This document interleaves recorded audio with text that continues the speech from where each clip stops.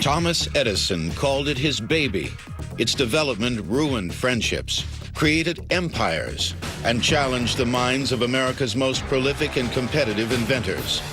Now, the invention that would bring opera to the parlors of the working man, the phonograph on Modern Marvels.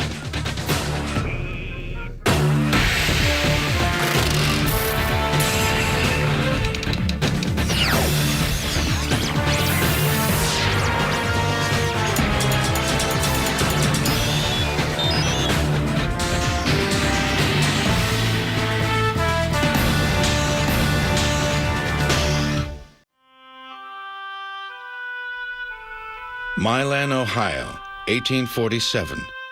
Here on February 11th, Thomas Alva Edison is born. Al, as he's called, is a bright little boy, a late-life child who will remain deeply attached to his kind and understanding mother. From his father, Edison inherits a restless mind and an enduring zest for life. As dramatized in an early silent film at age 6, Edison is full of questions. Like, how can a baby goose come out of an egg? His father explains, but answers only set the boy thinking and experimenting. This experiment is fairly harmless, but ever since Al accidentally burned down the family barn, his parents tried to keep a watchful eye. Later in Port Huron, Michigan, where the family moves, some experiments are more like pranks. But when he's 11, young Edison is often in the family cellar experimenting with chemicals instead of studying at school. Tom, as he's now known, had been to school, but the teacher said he was inattentive, possibly stupid. His mother pulled him out after only 3 months, and Thomas Edison never went to school again. When he is 12, Tom becomes a newsboy on the Grand Trunk Railroad, which connects Port Huron with nearby Detroit. He's not content with selling other people's papers, however, so he sets up a press and writes and prints his own newspaper. He also brings a few chemicals on board and accidentally causes a fire. According to legend, the conductor's beating leaves the boy near death. But more likely, Edison's hearing loss results from an early case of scarlet fever, or even from birth. There would be no more experimenting on the Grand Trunk line, but Edison would soon be back selling newspapers again. One day, during a stop at the St. Clemens station, Tom notices the station master's little boy and a runaway car heading his way.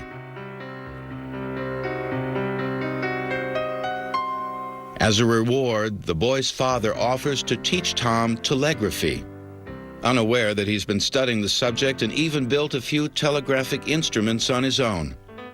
Tom eagerly accepts the offer and begins hands-on training. It will prove to be the first and possibly the most important decision in his life.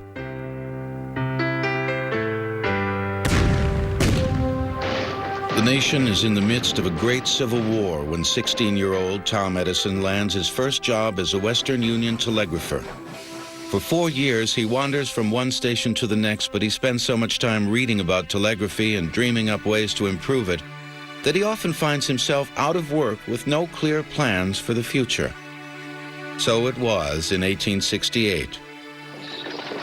While other restless young men are heading west to seek their fates and fortunes, Edison decides to go in the opposite direction, his destination, Boston. When Edison came to Boston, he was coming to one of the key innovation centers in America at that time. Not only was it an important area in terms of telegraphy, second only to New York, but more importantly, it was the center of a machine shop culture, and this is what he found there. He found skilled machinists who were able to take inventions, turn them into working artifacts that then he could continue to play with until he got them right. While supporting himself as a nighttime telegrapher, Edison usually spends his days at Charles Williams' machine shop, working on ideas for inventions. Within a few months, Edison files his first patent for an electric vote recorder. It will be the forerunner of modern voting machines, but not yet. It was refused by Congress overwhelmingly. This defeated what they were in Washington to do. They wanted to filibuster. With an electronic vote counter, there was no reason for this. Edison was horribly disappointed and vowed that as a result of this fiasco, he would only invent products for which there was a market. If he couldn't sell it, he was not going to invent it. Penniless, but optimistic as always, Edison informs fellow telegraphers that he is now a full-time inventor, and he heads for New York, where he hooks up with a noted electrical engineer, Frank Polk. Polk likes the budding inventor and provides him with a home, introductions to investors and work, manufacturing and inventing telegraphic devices. The first invention that really pays off is a stock printer that will revolutionize Wall Street. To collect his pay, Edison goes to Western Union's lavish New York headquarters, where he picks up a check for $30,000. Within a month, the money's gone. Most of it to equip a new factory and laboratory in Newark, New Jersey. It's a big operation, and overseeing it all is 24-year-old Thomas Alva Edison. Before long, there's another big change. On Christmas Day, 1871, Edison marries Mary Stilwell, a pretty young woman known for her fetching figure and her friendly disposition. She was 16 years old when he married her. She was a clerk in his factory, and she came from a very humble origins in Newark, New Jersey. And I think that she was starstruck.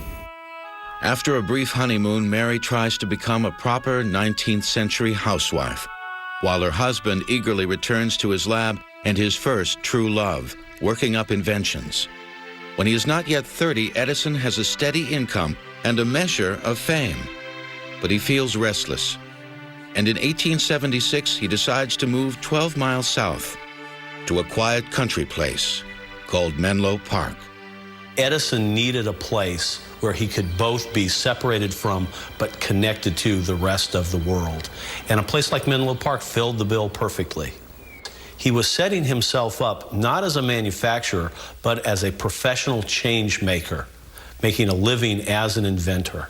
In Menlo Park, Edison buys a large house for his family, which now includes a daughter and son, Marion and Tom Jr., for the former telegrapher nicknames Dot and Dash. For the single men, there's a boarding house. Just a few steps away is the office and library. And just beyond that is the laboratory, the heart of Edison's small communal village. With generous financing, mostly from Western Union, and with the best supplies and tools at hand, Edison and his team set to work on several projects in the summer of 1876. One is a repeating telegraph, a device to record an incoming message on a disc, then repeat it to the next station down the line. At the same time, Edison's also working on a new transmitter for the telephone, recently invented by Alexander Graham Bell. Somewhat envious because Bell invented the telephone before he could, Edison now wants to solve Bell's main problem. The voices can barely be heard. On the night of July 18th, 1877, while Edison and his boys are in the lab testing a diaphragm from the telephone transmitter, Edison makes a momentous discovery. He was playing in the laboratory one night, and as they were playing with the diaphragm, he put his finger under it and realized that there was enough movement there that he might be able to cause an impression in a piece of wax paper or something else that would allow him to, in a sense, repeat the message, to play it once it was recorded, to play it back so it could continue over the line. That night, Edison scribbles in his notebook, "There is no doubt that I shall be able to store up and reproduce automatically at any future time the human voice." Full of confidence, Edison thinks he will now invent a kind of telephone answering and repeating machine. But he's actually about to invent something far more original and revolutionary: the world's first phonograph. The path from idea to invention is rarely straight or smooth, even at Thomas Edison's invention factory in 1877. When Edison starts thinking about a phonograph, he knows that he won't be the first to record sound. A Frenchman named Léon Scott de Martinby had already done that 20 years before on a machine he called the Phonograph. What Edison doesn't know, however, is that another Frenchman, Charles Cros, had recently written a paper describing a way to play back sound as well as record it. But what Cros only conceives, Thomas Edison will achieve with a little help from Charles Batchelor, a British-born draftsman, mechanic, and problem solver, and John Cruzy, a Swiss-born master machinist. Even with help, work on the phonograph begins very slowly. In fact, the word phonograph doesn't appear in Edison's notes until 1 month after he reached the conclusion that he could record and play back sound. In another 2 weeks, Edison reaches another important turning point. On September 7th, he sits down and draws up what's essentially a list of possible things he can do with the phonograph. They're all things we would be familiar with today, but this marks the beginning of the phonograph as a completely separate technology.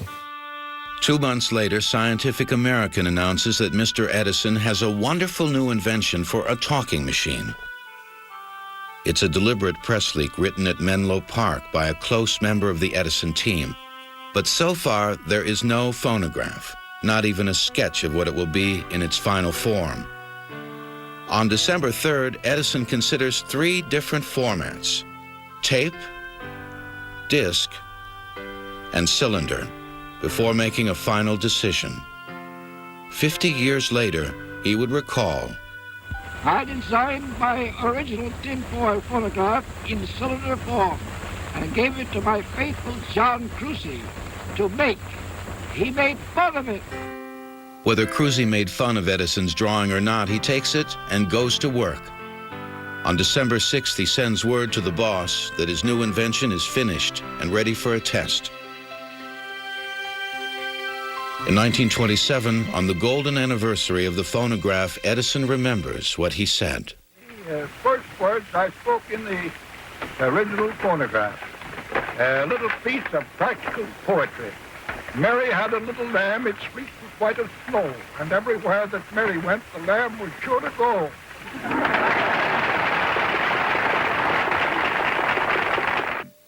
To everyone's surprise, Edison's words came back just as he'd spoken them on the very first try. Edison later said he was never so taken aback in all his life, but for now, he can't wait to spread the news. On the very next day, Edison takes the phonograph to the New York office of Scientific American for the first public premiere. The event is a sensation. I mean, if you read the articles in Scientific American, for example, that announce the discovery of the phonograph, you're struck over and over and over again by the amazement. All of a sudden, you can record your voice and play it back at any time, now, 50 years from now, a century from now. They were astounded by being able to do that, but they were also astounded by something else, that the apparatus was so basically simple. Edison's tinfoil phonograph is mechanically very simple, and its operation is quite easy to understand. To make a recording, a person speaks into a horn which directs sound waves towards a thin metal diaphragm. When the sound waves strike the diaphragm, they cause it to vibrate. And as the diaphragm vibrates, it also vibrates an attached needle. As the cylinder rotates, the needle makes indentations in a thin piece of tinfoil. To play back the recording, the process is simply reversed, in this case using a separate diaphragm and needle. By following the indentations, the needle and diaphragm vibrate, sending the same sound waves back again. Although the phonograph is very simple, at first many people think it must be magic. Edison was kind of an alchemist, really, in the public's mind. They felt that if he'd lived in the 1670s as opposed to the 1870s, you know, the benighted Dark Ages as opposed to the enlightened late 19th century, then he would have been burned at the stake for his views, that he was communing with the majesty of Satan. It isn't long before Edison has a new title, the Wizard of Menlo Park. He's an international celebrity, and everyone wants to see and hear his magical machine. In April, the Wizard takes a new demonstration model to Washington to show members of Congress and the Patents Committee. Later that night, he's invited to come to the White House. President Hayes is so thrilled with Edison's invention that he wakes up his wife so she too can record and listen to her voice. It's 3:30 in the morning before the First Lady bids Edison goodnight. Before leaving Washington, Edison has his image and his phonographs taken at the studios of noted Civil War photographer Matthew Brady. A second photo is taken. The man on the left is Uriah Painter, one of a group of investors who buy the rights to exhibit Edison's machine. By the summer of 1878, however, public interest in the phonograph is fading, and so is Edison's. In October, he suddenly abandons all work on the one invention that he will always call his baby. I think it's very interesting because it was more his baby than his own kids who were his babies at the time. He spent more time with his baby machine than he did with his baby kids, all of them, 3 of them at the time.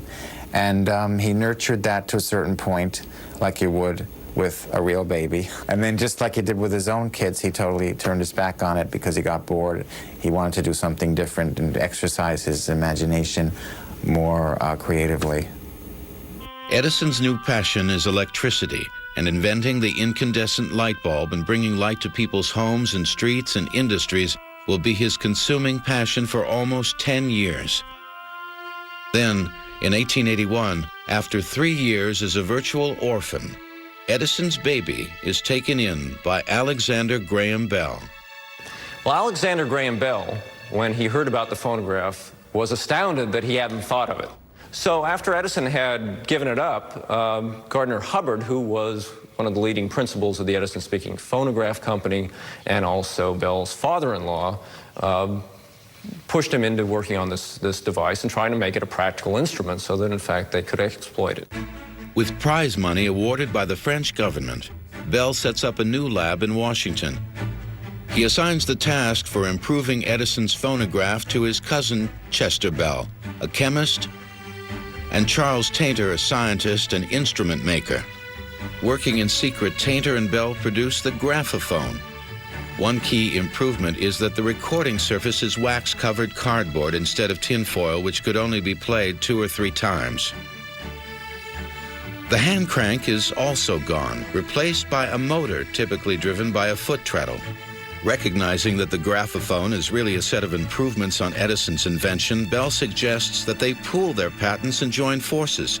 Edison is furious. He says, "Under no circumstances will I do business with Alexander Graham Bell or his pirates." Instead, he resolves to rescue his baby and make a new and better phonograph. And most important, a finely engineered machine that will bear the name of the original inventor, the wizard, Thomas Alva Edison.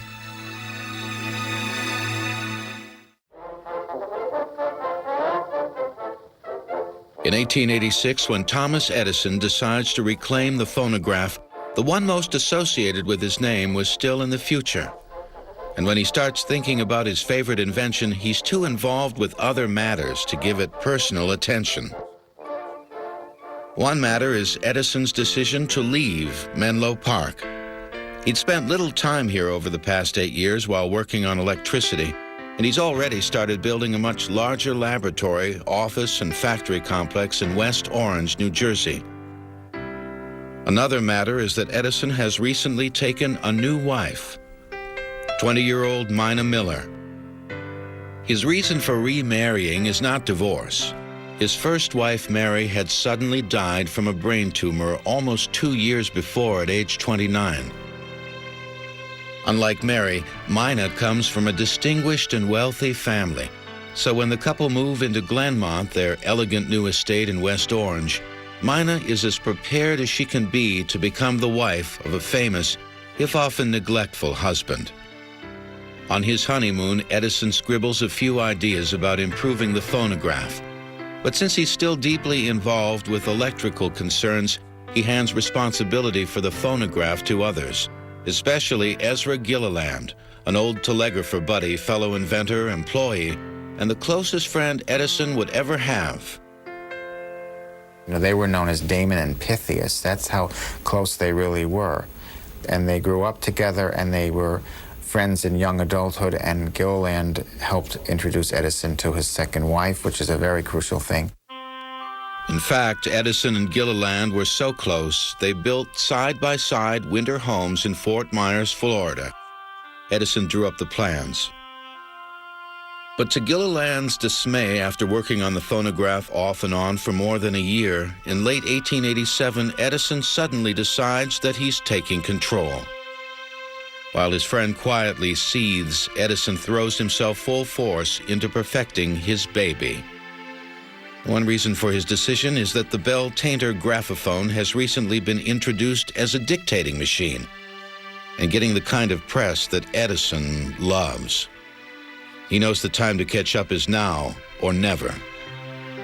Catching up requires a massive effort and 8 long months. But on June 16, 1888, after a legendary final 72 hours of work, the perfected phonograph is finished. At 5:30 that morning, according to legend, he has this picture taken. It's the most famous photo of Thomas Edison, but what a different image from the young inventor of 10 years before. Edison undoubtedly does feel weary, but the pose is calculated to present a new image. Mr. Edison as the Napoleon of invention. He likes the image so well he hangs a color version in his office. And what has this Napoleon achieved? The recording surface is now a wax cylinder instead of tinfoil, an idea stolen from Bell and Tainter. But Edison has a far better compound, and the wax can be shaved and reused hundreds of times. With the work of invention finished, Edison sells rights to exploit the phonograph for $500,000. He asks his trusted friend Ezra Gilliland to handle negotiations. It's a fateful decision, because Gilliland negotiates a secret deal with the buyer, allowing him to collect $250,000, half of what Edison will get.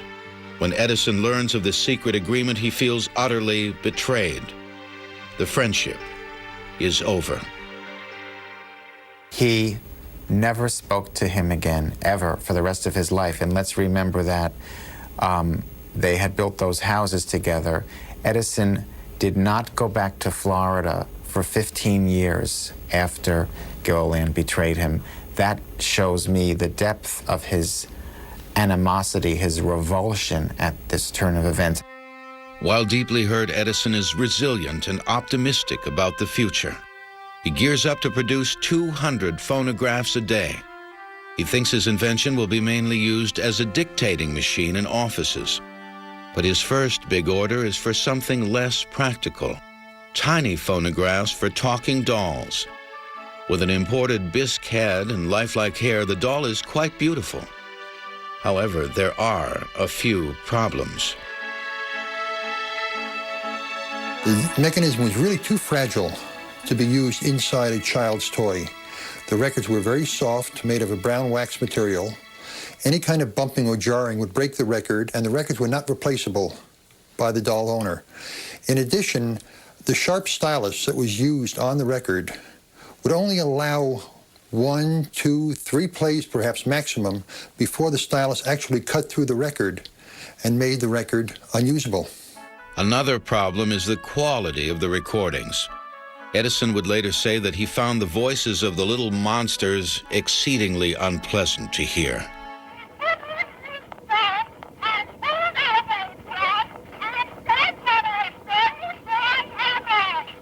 With little progress in solving these problems, Edison will give up and never make talking dolls again. No matter. By 1890, the phonograph has already found a home in concert halls, where people gather to hear their favorite tunes.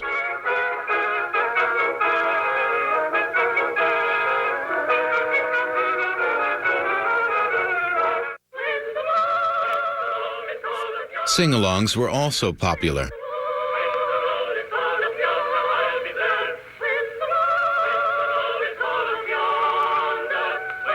But the most popular and profitable use of the phonograph isn't in churches.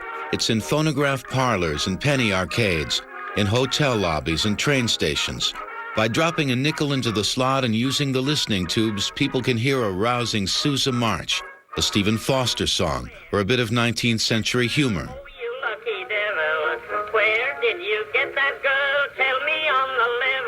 The popularity of coin and slot phonographs keeps Edison's factory humming. Coin machines also boost the fortunes of the Columbia Graphophone Company, for now Edison's only rival. And one message both companies repeatedly hear is make more records. The phonograph creates thousands of new jobs and gives birth to a new industry, music recording. But the process is unbelievably primitive. With no way yet to mass-produce records, at first every cylinder is an original. Performers must sing the same song or play the same tune over and over. Sometimes it's possible to record on several machines, but what kind of records are being made? Mostly marches, minstrel songs, instrumental solos, and sugar-sweet songs like Edison's favorite, I'll Take You Home Again, Kathleen. What you really have here is somebody with very, very traditional pedestrian, or shall we say, middle-of-the-road tastes, that he believed this was what the rest of the American public had an obligation to attend to, because it was coming from Thomas Edison in his role as setting the tone, as it were, for what people should listen to in their homes. And if it was good enough for him, it was good enough for everybody else. In fact, in 1893, most phonographs are still in recital halls and penny arcades, and very few are in private homes. But the first home phonographs are not far away.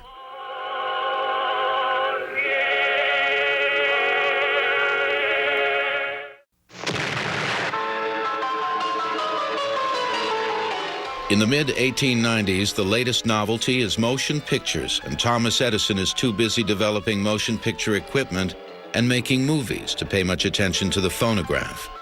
But revolutionary changes are underway.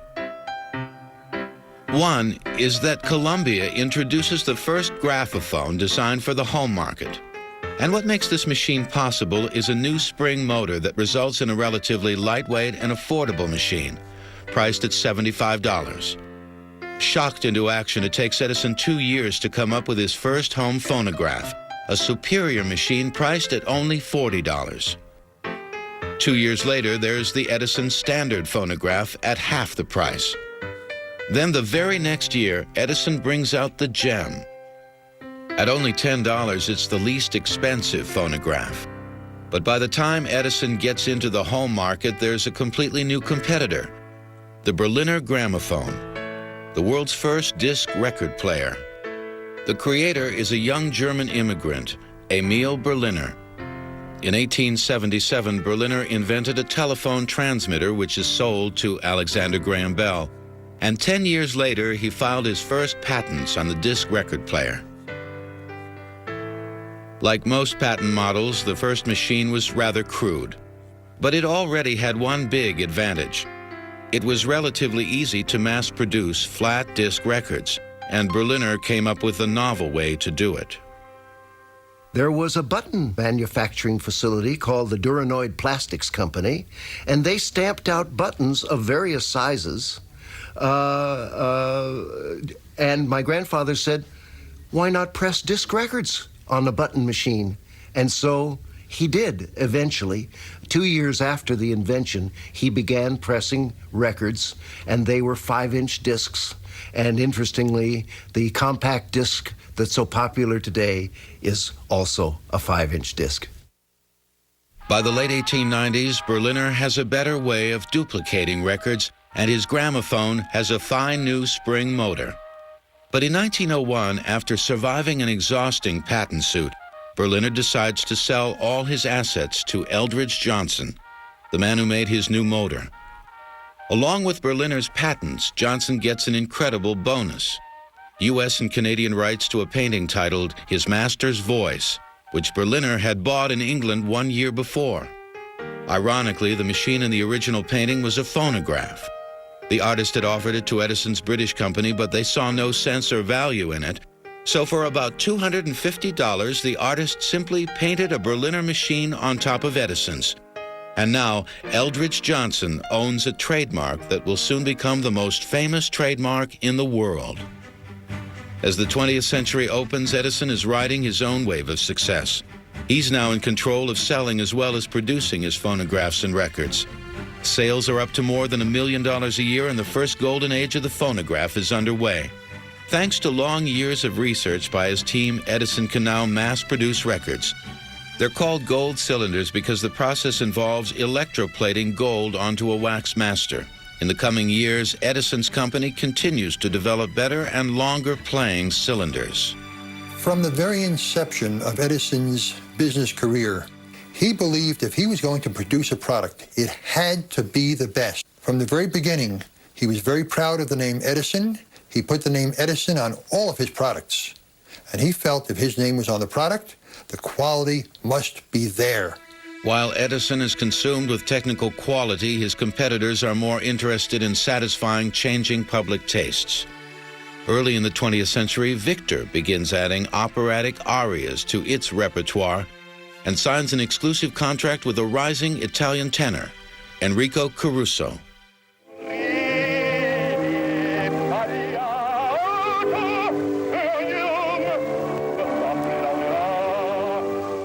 In 1906, the Victor Company makes another radical change. In the early 1900s, all of the phonographs had an external horn. It was a very large, very cumbersome, unwieldy affair. And housewives objected, number one, to the looks of these horns, number two, of the fact that they protruded into the room and people constantly bumped into them, and number three, they were horrible dust collectors. The Victor Talking Machine Company heard this complaint, and they addressed it. They took the horn from outside the phonograph cabinet and placed it within the cabinet. So now it became part of a piece of furniture. We now had the first home entertainment system, the phonograph, the internal horn, and storage area for records. Although priced at $200, the Victrola is an instant hit with housewives and their husbands, and Edison has to respond. His answer is the Amberola, a very handsome machine, also $200. But it plays cylinders, and by 1910, when the first Amberolas go on sale, cylinders are on their way out, even if Mr. Edison doesn't approve. Eventually, there's a greater and greater demand for discs. Although he believes that the recording technology of cylinder is superior, discs have a lot of advantages. They're easier to use, they're easier to store, and so Edison, in fact, has to go and invent his own disc record. To do so, Edison will be spending less time at home with his wife, Mina, and more time at the lab where his team has already begun work developing a disc machine and record. When Edison throws himself into the project, he often works around the clock. During the week of September 10th, for example, he puts in 111 hours and 48 minutes, a pretty heavy load when you consider that Thomas Edison is now 65 years old. As always, Edison's main interest is in the quality of the sound, but since he's deaf in one ear and can barely hear out of the other, judging sound quality poses quite a problem.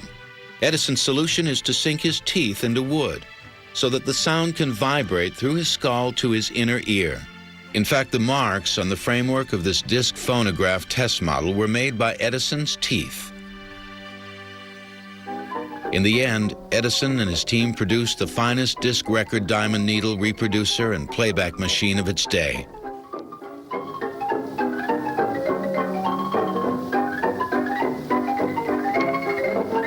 In 1917, Edison has good reason to feel perky. Sales have reached an all-time high, and the future looks rosy for Edison and his competitors. But what they don't know is that the first golden age of the phonograph is about to end. As World War I comes to a close, Americans celebrate the chance to return to normalcy, in the words of the next president, Warren Harding. But with new fads, fashions, and prohibition, life in the Roaring '20s will hardly be normal. Harding's successor, Calvin Coolidge, declares that the business of America is business, and Henry Ford agrees, rolling out a new Model T every 10 seconds. The energy of the '20s is set to a new rhythm, jazz. Beginning unsegregated race records, African-American artists like Louis Armstrong are creating a new American art form. Jazz records begin to cross the color line, and the phonograph begins to bridge black and white America. Americans are on a spending spree, and there's a tempting new product. Radio technology had been around for decades, but in 1920, radio becomes a consumer product, and broadcast stations pop up all over the country. Thomas Edison's reaction? He hates radio. For Edison, the technology was the key, the best quality sound. That is why he resisted discs for so long, and it's also why he resisted radio. The sound quality was so bad that he thought, in fact, it would be harmful to the phonograph, especially since a lot of the early programming was playing recordings. So here was something that was, in fact, diminishing the quality that he had spent so many years developing. Despite tempting ads, phonograph sales plummet. While Edison declares radio is a fad, his son Charles disagrees. One of Edison's two sons with his second wife, Charles had been working for his father for several years. Now, he's the acting head, and he argues that the company should start making radios like Victor and other competitors. His father responds with a resounding no. Every single action that Charles Edison took in the purported role as head of this company, his father had to sign off on it. And he ended up writing a memoir called Out of the Shadow, which really explains this relationship having to do with domination versus emancipation, a classic father-son struggle. The struggle continues and becomes more heated after 1925, when electronic recording is introduced. In 1928, Edison finally gives in, saying, "I'm telling you, it's no good, but if you want to be a damn fool, go ahead." By 1928, radio sales have jumped to more than $500 million a year, and phonograph sales are still falling. When Charles brings out the first Edison radio in January 1929, he has little hope that it will save the Edison Phonograph Company. 9 months later, while Edison is in Dearborn, Michigan with President Hoover for the 50th anniversary of the electric light bulb, Charles is in West Orange preparing layoff notices. On October 29th, he sends word to Edison distributors and the trade announcing that the Edison Phonograph Company is no longer in business.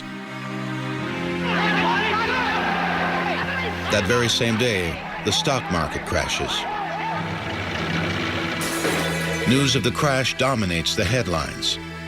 And not until 9 days later do people learn that Thomas Edison will not be making phonographs or records again. By 1929, Edison had lived a full life. He knew it. He was by no means finished. There were things that he wanted to do, but he realized that he could not be the commander any longer. Happy? I'm sure he wasn't. But he was also realistic enough to understand that this was the end of the road. There was nothing he could do to reverse the course that the Edison companies were taking, and it was a matter of turning his back and walking away from it. The 20s had been hard for Edison and his competitors. And in the early 30s, some people thought all phonographs would end up in the junkyard or in the attic. But their predictions will soon be proven wrong. In 1934, prohibition comes to an end. Alcohol begins to flow again. And the jukebox makes a grand appearance. Swing is in, and it seems like everyone feels like dancing. By 1940, there are 350,000 jukeboxes. Record sales soar as fast and furious as jitterbug dancers. Then, in the late 40s, there's a major revolution launched by one of Thomas Edison's oldest competitors. Come 1948, the Columbia Company introduced one of the greatest innovations in sound recording. There they are. They came right back in and said, "We're not defeated.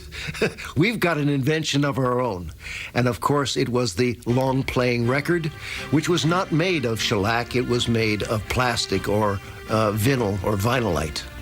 And it was a marvelous, marvelous innovation. With the new long-playing records, the old problem of running time seemed to have been conquered. Listeners could now enjoy more than 20 minutes of music on each side. But the LP, which runs at 33 1/3 revolutions per minute, soon has competition. The 45 RPM single introduced by RCA, which had absorbed Victor during the troubled 20s. Each of the problems Edison had struggled with were being solved, culminating in the late 1950s with a new level of recorded realism, stereophonic sound. Then in 1982, after more than 100 years of continual incremental improvements on Edison's phonograph, a truly new recording technology appears, the digital compact disc.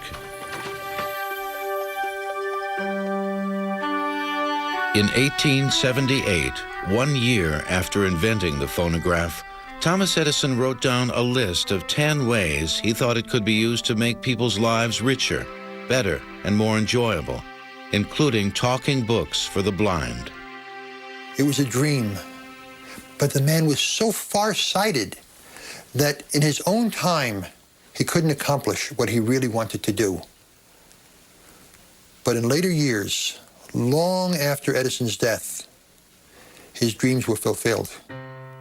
The phonograph was Edison's favorite invention, and in many respects that may be because it was the prototypical mythological invention. It was the one that sprang from nowhere. And that's what made his reputation. The phonograph is what made Thomas Edison, Thomas Edison. And after the phonograph, now the greatest inventor of the age, as he was called as a result of that, could in fact do anything he wanted. Looking back at the years and inventions that followed, particularly the light bulb and motion pictures, it seemed there was no limit to what the great inventor could achieve. Even today, the legacy of Thomas Edison is as amazing as those sounds from the first tinfoil phonograph.